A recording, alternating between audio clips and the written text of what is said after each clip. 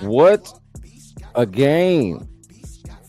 What an incredible game. It's unfortunate for Rockets fans that the Rockets got to be on the losing end of yet another really, really good game that the Rockets played in. It is now true that the Rockets, after losing, by the way, well, first of all, welcome to the B Block Podcast. I'm your host, Brandon Scott. I appreciate you for being here. We are here to react to the Rockets 128-125 loss to the Denver Nuggets out in Denver, overtime loss, that is. And it's crazy now that the Rockets are now on the business end of two of the better games that have been played in the NBA this year, and both of which ended in overtime, both of which ended against two of the better teams in the NBA, if not the two best teams in the NBA. Certainly the two best teams in the Western Conference from where I sit, especially after these results against the Rockets. This was a really, really interesting and fun game to watch, but super frustrating how it ended, especially for the Rockets. Some of the calls that went against the Rockets that didn't go the Rockets' way. And then some of the decision making at the end as well. Like, matter of fact, why don't we start at the very end with the last play of the game? I understand that they gave a lot of attention to Kevin Durant and that Alperen Sengun was pretty much your best player tonight. But that turnaround three to Alperen Sengun to end the game, you'd like to think coming out of a timeout like that you could get a much better, much cleaner look than what the Rockets ended up getting at the end. And this is not the number one thing that I really want to complain about. It's just the recency bias of it all. But that last shot, that final shot to me was a lackluster ending to what was a really, really, really fun game. I'll tell you what else sucked. Tell you what else was pretty damn terrible. The foul that they called on Amen Thompson with less than a minute to go in overtime, the foul that they called on him against Jamal Murray, where Jamal Murray goes and sinks those two free throws to give him his 34th and 35th points. And the Nuggets go up 128-122. This is, to me, where it really got egregious. Like, it was a bad call on the floor where they call the foul, where it didn't really look to me like Amen Thompson touched him. But obviously, from just looking at it, he was close enough to him. And Tim Hardaway Jr., I'm thinking about the Tim Hardaway Jr. foul. So this is earlier in the game, the Tim Hardaway Jr. foul. He looks close enough to him to have fouled him, but then they go back and look at it, and he didn't touch him. Like it was incidental contact, and it looks like Tim Hardaway Jr. just tripped on his own feet.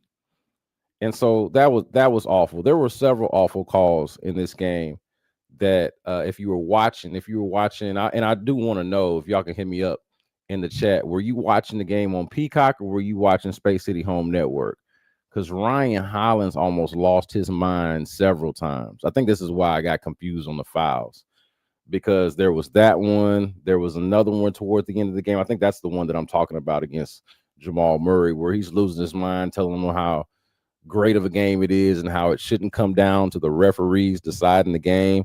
I couldn't agree more. I don't want to spend too much of this live complaining about the referees, as bad as the officiating was in this game.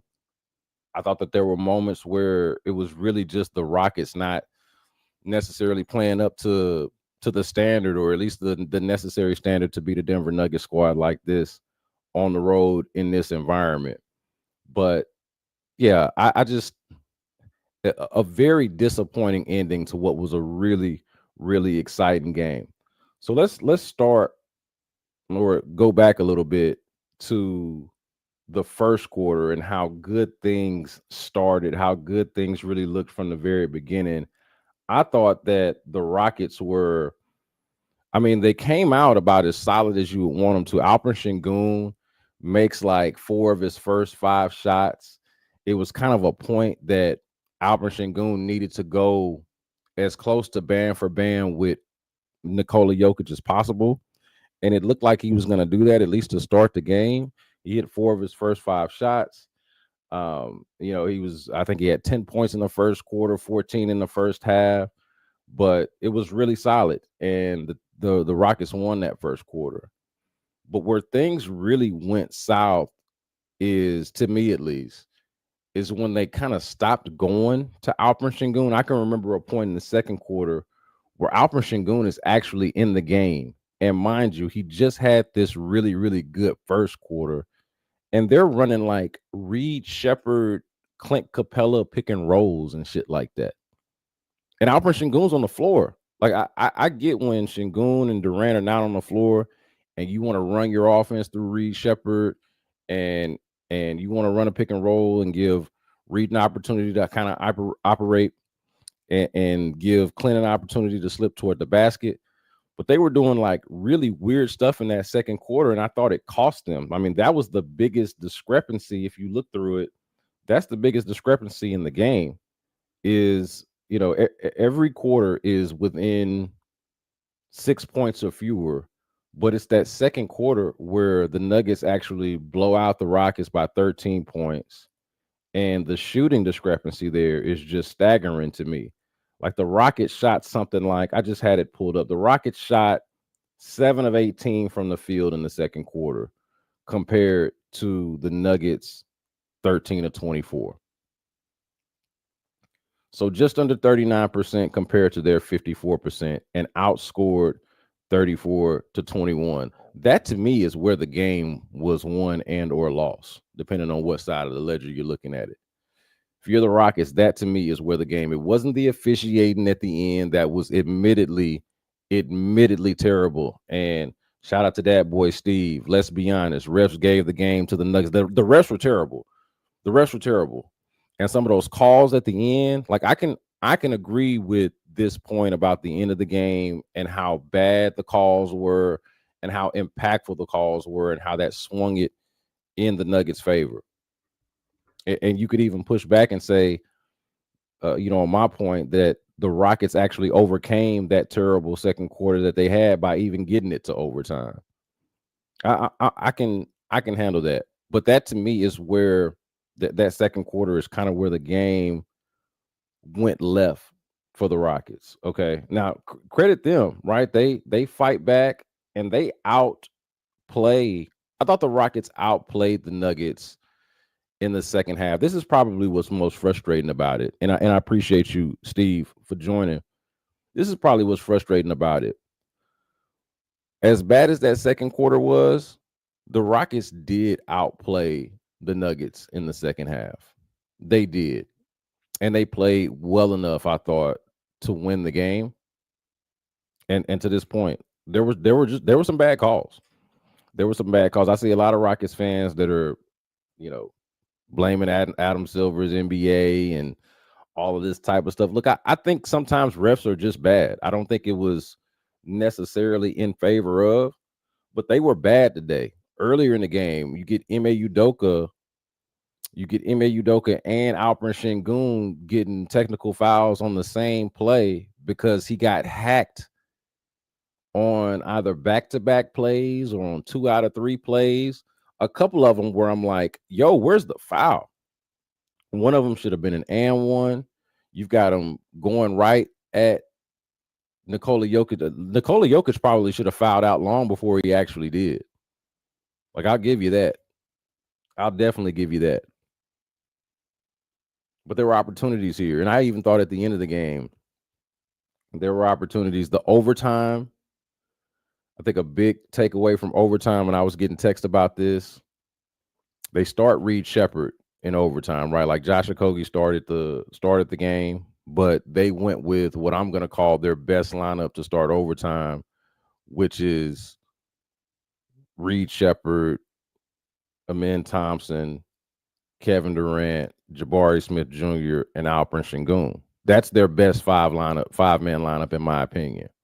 The downside of that 5-man lineup is that, and especially at a critical point like overtime, right? The downside of that is that there is a very clear strategy on how to beat the team with just 5 minutes left, and this is the lineup that they're trotting out. And the Nuggets did that. And that's target Reed Shepherd, hunt Reed Shepherd in mismatches. And we saw that with Jamal Murray to start the overtime period. They score the first 4 points or however many it is of the overtime period. And it was at that point that I did feel like the game was going to be slipping away from them.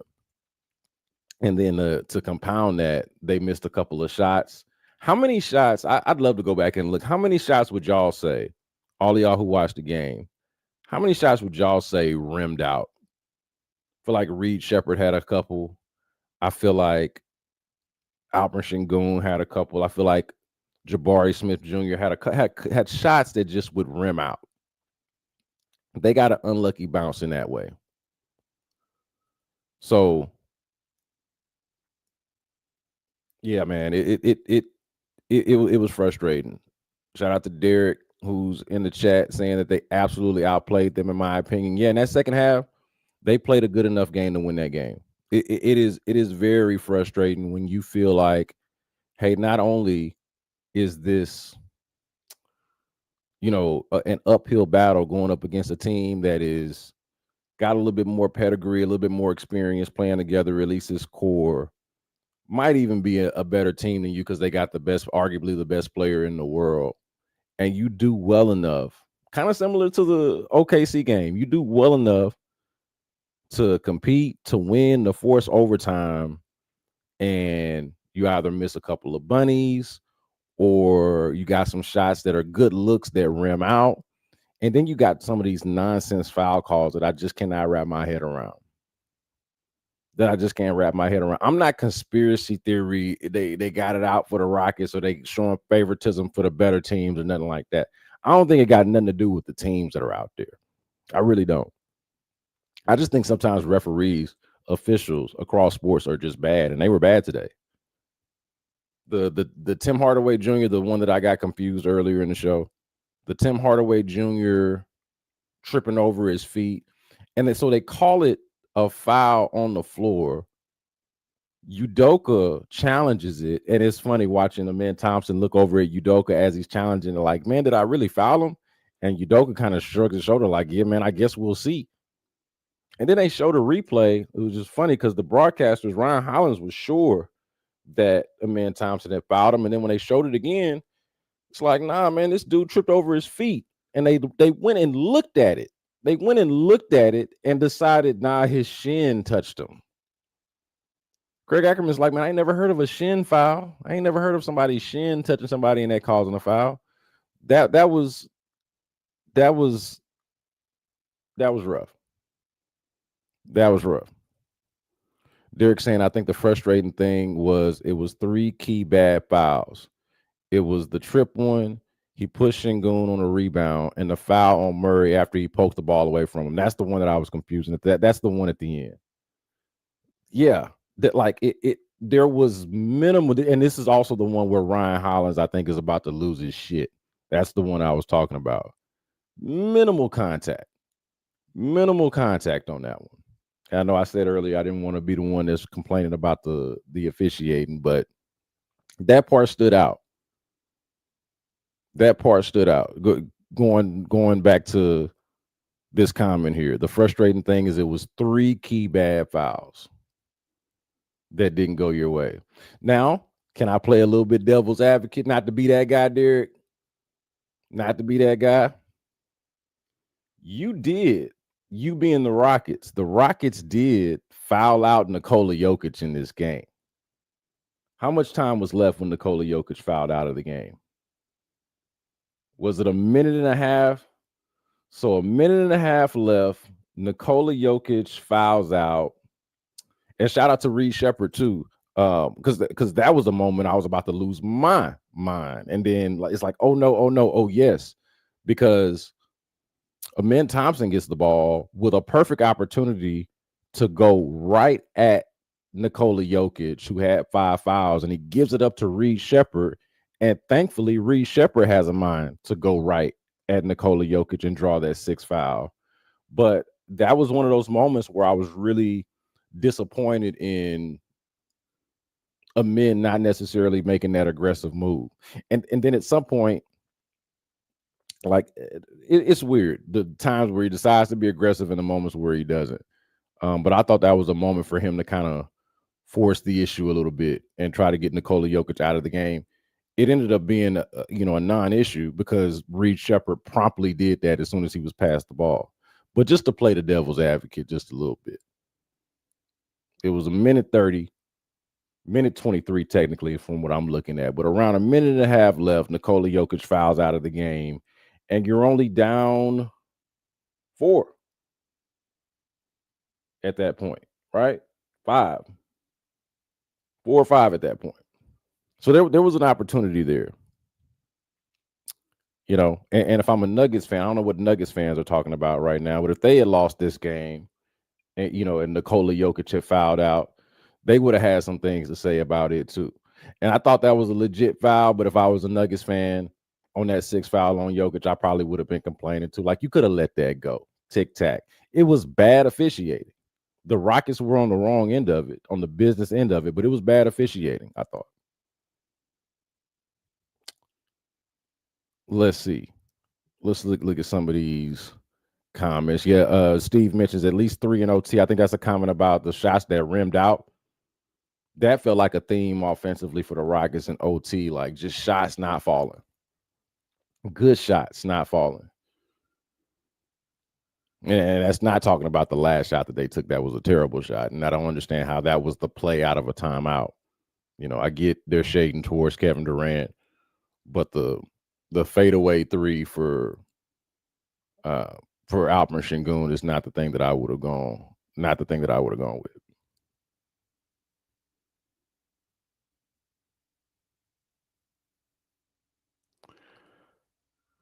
Through all that, this is from Derek. Through all that, I understand KD making the best basketball plays and passing to Sengun in short rolls to make a decision, but him only getting 4 shots in the 4th and OT.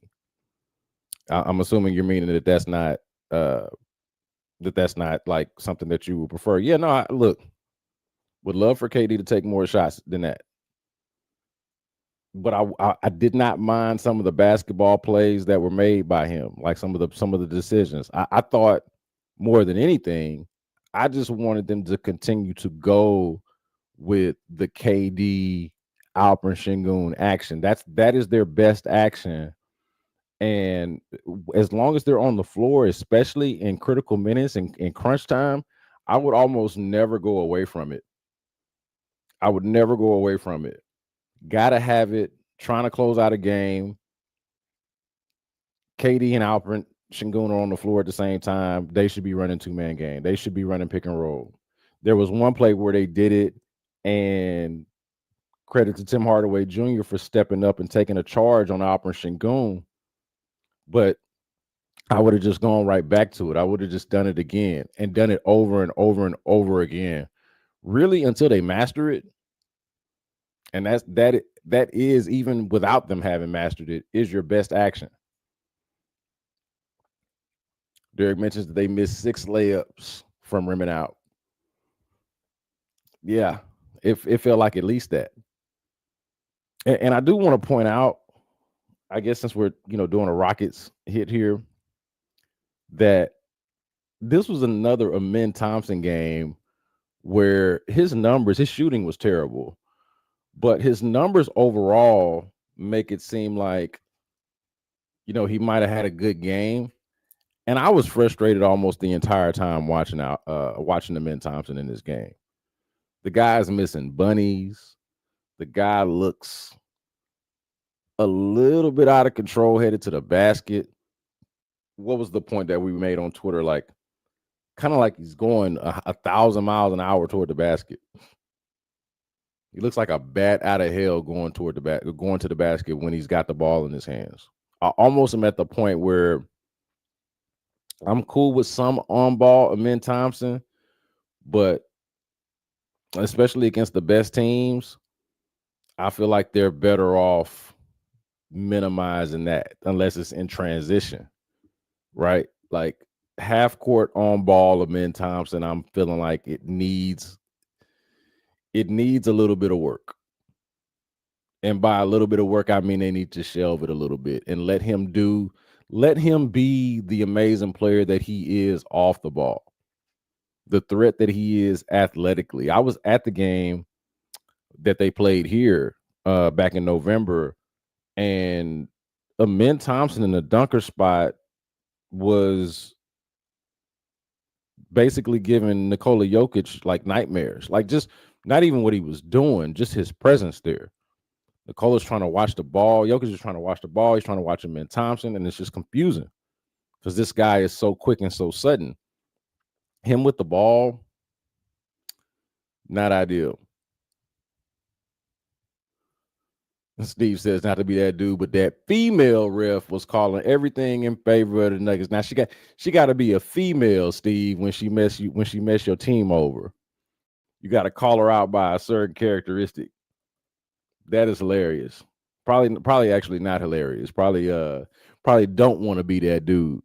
But yeah, I did notice that. Who was it at the end of the game? Did y'all catch this? Y'all tell me. With Jabari, he was pointing his finger and like cussing out at least one of those referees at the end of the game. Was that the woman ref? Who was that? Jabari Smith Jr. not a happy camper after this game. And of course, as we mentioned earlier, Ime Udoka and Alperen Sengun got teed up on the same play. You want to talk about how bad the officiating is? The player and the coach get teed up on the same play. And I think there were a lot of people that were surprised that Udoka did not get thrown out for how demonstrative he was with the referees at that point. And I want to say too, I thought he was right. I thought points were being made. He was saying, if I'm reading lips correctly and remembering correctly, he was saying, open your eyes and call the fucking foul. Fair, dude. Fair point.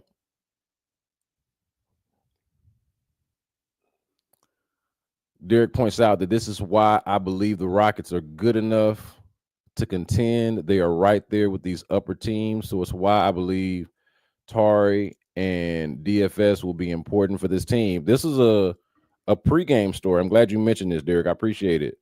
Tari, there was a thought that Tari might be available for this game, but there was a little bit of soreness from the workout, and they decided to not play him in this game. But this is a really, really good point. Like, the reason why I don't get discouraged about the Rockets, or specifically when they lose to these better teams, let's just use the OKC opener, these two overtime, let's book in the season right now with the season opener and then this most recent game. Took the best teams in the league to overtime without their full cast, without a fully healthy Rockets team as we know it. Now, I'm not saying like DFS would have been the difference in beating Oklahoma City, or that Tari Eason would have been the difference tonight in beating the Denver Nuggets. But certainly you feel a lot better about the team if they've got both of those guys as a part of the mix, both what they do defensively and as knockdown shooters. And that's something that they were missing in that second quarter that I talked about. And they just flat out don't have as many knockdown shooters. This is talked about quite a bit of how they're one of the better offenses in the league, and they're able to do so without really shooting a ton of threes. I think at one point they were shooting the fewest threes in the league. I'm not sure if that's still true, but not too long ago, they were shooting the fewest threes in the league and had like a top 3 offense in rating. I'd like to think that would look a lot better, even if the volume doesn't go up a ton, which I would imagine it would go up some. I would like to think that getting DFS in the mix and Tari Eason back, who was shooting threes incredibly before he got injured, and especially early in the season, after the first couple of games of the season, he was on a streak there where he was shooting lights out from 3. That's going to help them a lot. So, yeah, I'm with you there.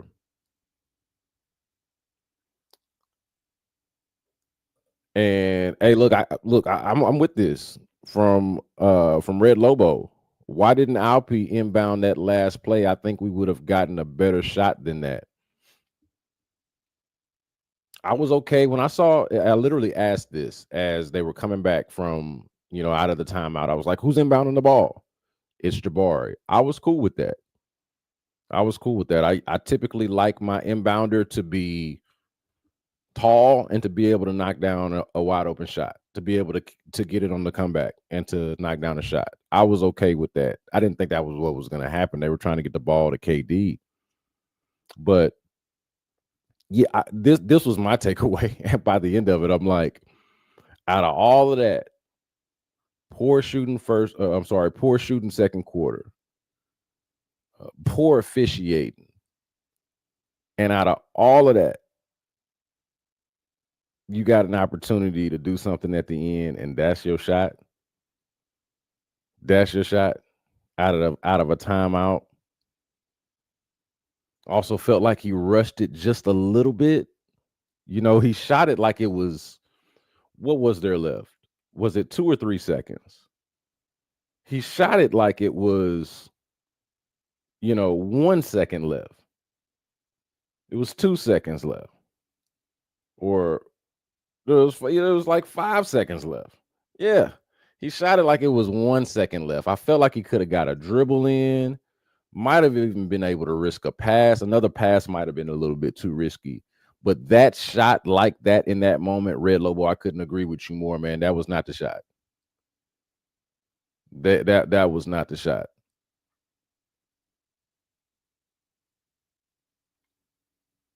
Uh Mr. B-Face points out they were going to foul him, so he had to.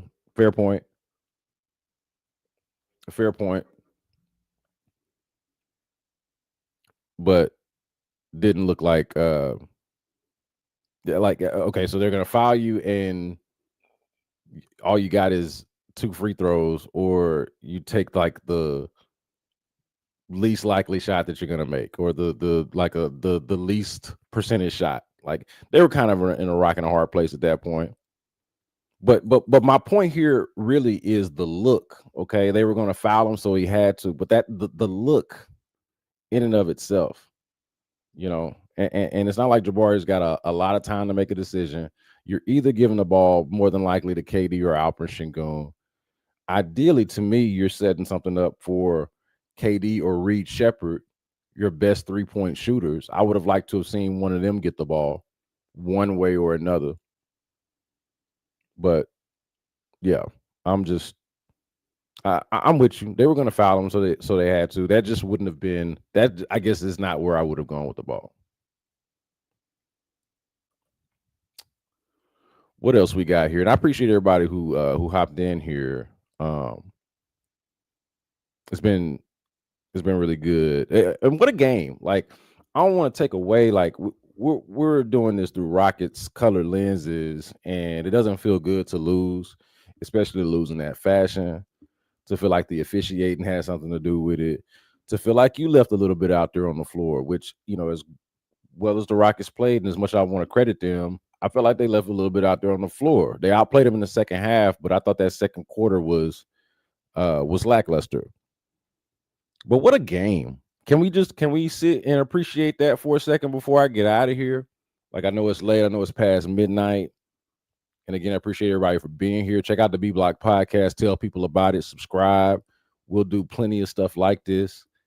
This is probably the first live that I've done on a podcast reacting to a Rockets game.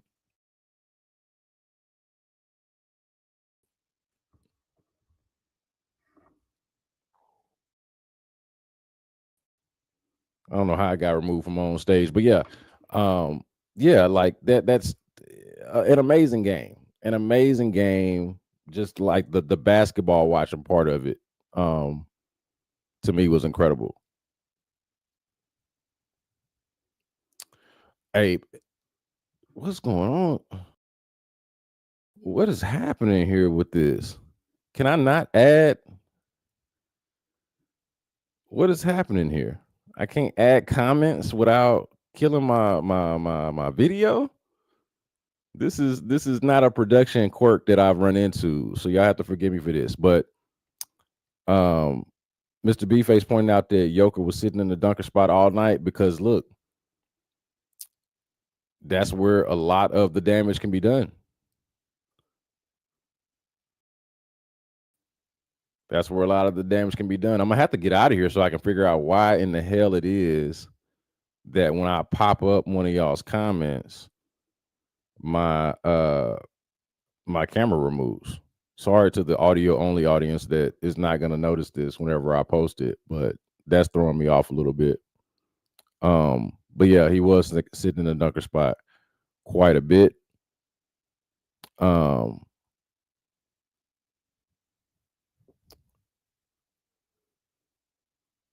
and a lot of people are saying the only grace they'll get at last shot is that they thought that uh the foul might be coming.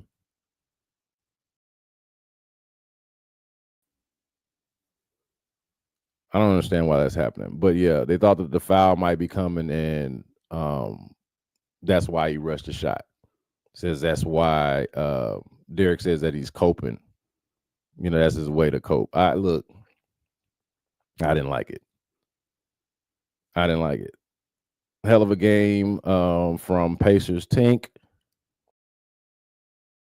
And again, not sure why I keep fading like that, but hell of a game. These two teams are going to go deep in the playoffs.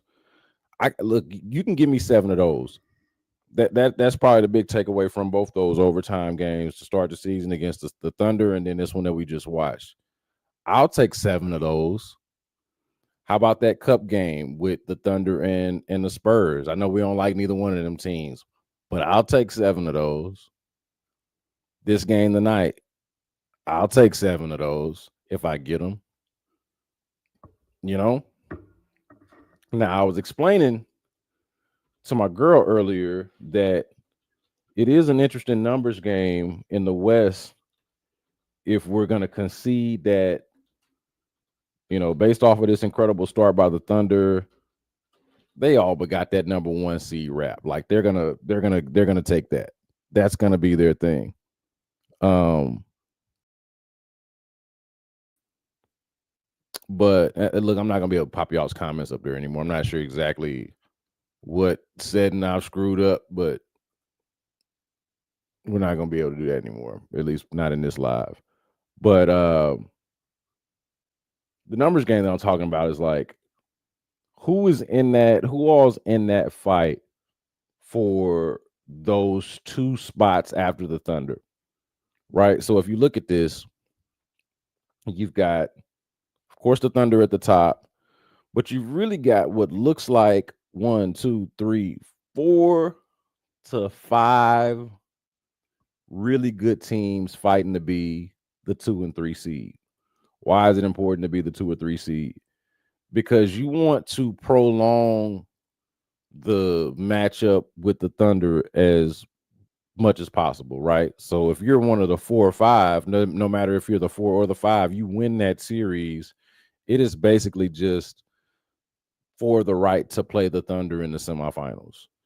And you would like to wait until the conference finals as best as possible to face them. Literally anybody else in the semifinals but the Thunder. So you're trying to get either the 2nd seed that Denver now has or this 3rd seed that it looks like the Lakers and the Spurs have the same record right now for 3 and 4, and the Rockets are in that 5th seed. Yeah. Yeah, and they were ahead of both teams before this game because they were ahead of them in the loss column. They had 1 fewer loss. But yeah, man, this is going to be an interesting stretch to see who are the teams that get that 2nd and 3rd seed. Are the Rockets better than? Look, I love how they played the Nuggets tonight, but I don't think based off of the 2 games from the games that we've seen, we'll see them again on Saturday. I don't feel like as Rockets fans you can honestly say that they're better than them right now as much as you might want to. Are they better than the Spurs? I know they lost to the Spurs. Are they better than the Lakers? There's only room for 2. to stay out of that 4-5. Only room for two. Is that Denver and the Lakers? Is that Denver and the Spurs? Looks like Denver's going to be one of them. And these are the games that matter in determining that type of thing. So, yeah, man, look, I enjoyed this game despite the fact that the Rockets lost it. Enjoyed this game. I wish that the referees and the officiating was better. I wish the shooting in the second quarter was better. I wish that Amen Thompson was finishing around the rim and in the paint something closer to what he had been in years prior.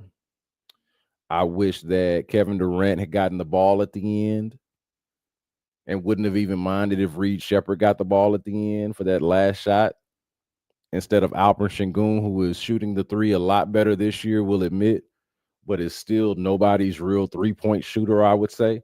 Like, he's not Jokic out there shooting three. Didn't really love that. I should mention the numbers, though, because the numbers were compelling in this game.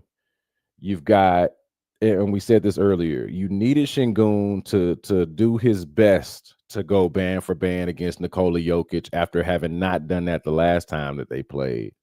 Sengun finishes this game with 33 points, 10 rebounds, 10 assists. That is his first triple-double of the season. And if I remember the broadcast correctly, they said the 9th of his career.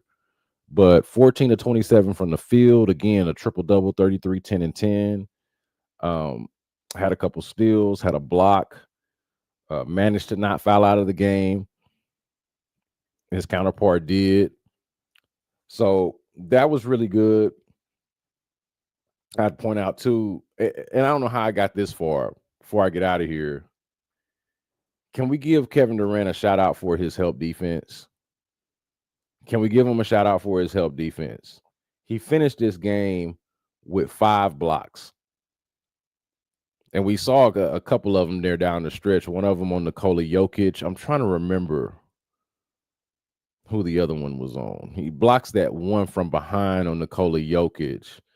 But then it was like his help defense, his shot blocking, aside from the 25 points on 8 of 14 shooting, 2 or 3 from 3, it was just kind of a shrug his shoulder, typical offensive night for Kevin Durant.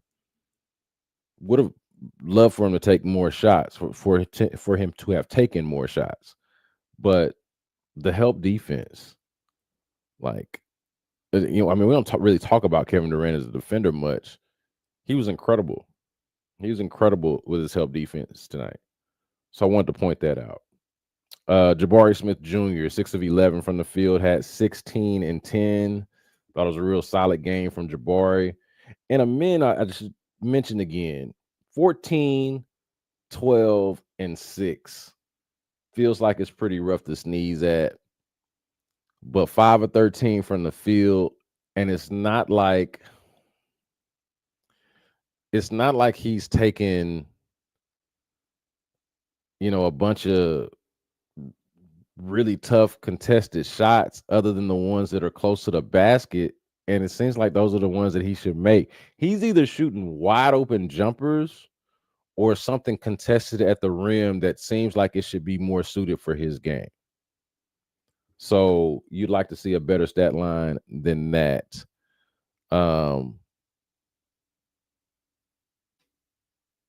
Yeah. What is this about? How do I stop that from happening? The whole visual effect thing.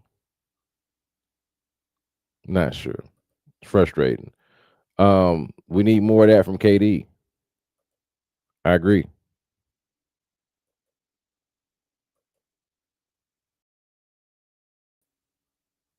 I agree. We need more of that from KD. Would have liked to have seen him shoot the ball a lot more.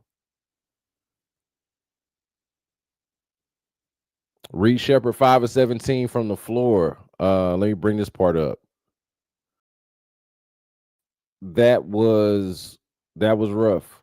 That was rough. But also, I thought that was a big part of that was like go back to all of those ones that rimmed out or that were close, not just from three, but even some of his twos, some of his middies that we know he's really good at.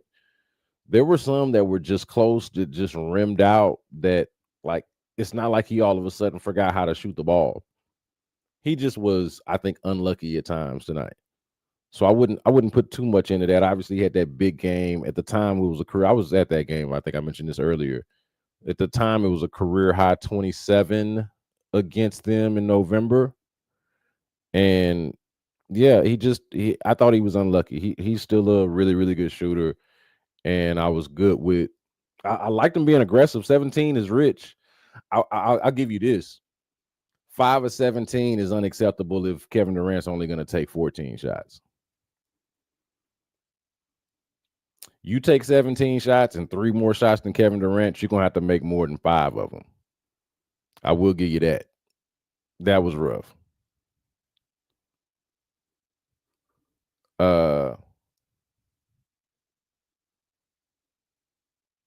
Yeah. So I'm going to do the Rockets Collective with Will and Brado. You're a big time Rockets fan. You should know those guys. We're going to do Rockets Collective and all react to this game tomorrow. I can't wait, man. The last couple of weeks that we've done the show have been actually fun, but not as much to talk about. We didn't have this type of thriller to break down the last couple of times that we talked, the last couple of times that we did the show. And even last week, I think Will wasn't able to join us, so it was just me and Brad. So it should be all three of us back tomorrow. Rockets Collective. Make sure that you follow the Rockets Collective or subscribe to it on YouTube. You can also get it wherever it is that you get your audio only podcast as well. Should be checking in with Jackson Gatlin at some point this week too on Locked On Rockets. Didn't talk to him last week if I'm remembering correctly. We were at a game together, but we did like our quarter of the season review roundtable. Myself, him, Madison Moore, and Ben DeBose, which was really good. But we should probably check back in at some point this week as well. So Rockets Collective on YouTube and wherever it is you get your podcast. Locked On Rockets on YouTube and wherever it is you get your podcast. And of course, this very platform that we're on right now, the B Block Podcast. Subscribe, rate, review, tell a friend. I appreciate y'all for staying up late. I know it wasn't me that y'all stayed up late for. It was actually, the really cool and fun basketball that we got to watch. And I'm thankful for it. I was glad to watch it. I was glad to stay up and be able to do this. I did a live yesterday on the Texans game. This one on the Rockets seems to have gone pretty well as far as I can tell. So what y'all say we keep this up? Do this again. If I'm not in the arena for a particular night, when they're on the road, y'all know I don't travel. I don't mind popping on here, man. It doesn't have to necessarily go 40 minutes per se. But we can break down these Rockets, chop it up, have a good time, and hopefully we get better results next time when they go to overtime with a contender like that. I'm Brandon Scott, B Block Podcast. Subscribe, tell a friend. See you soon.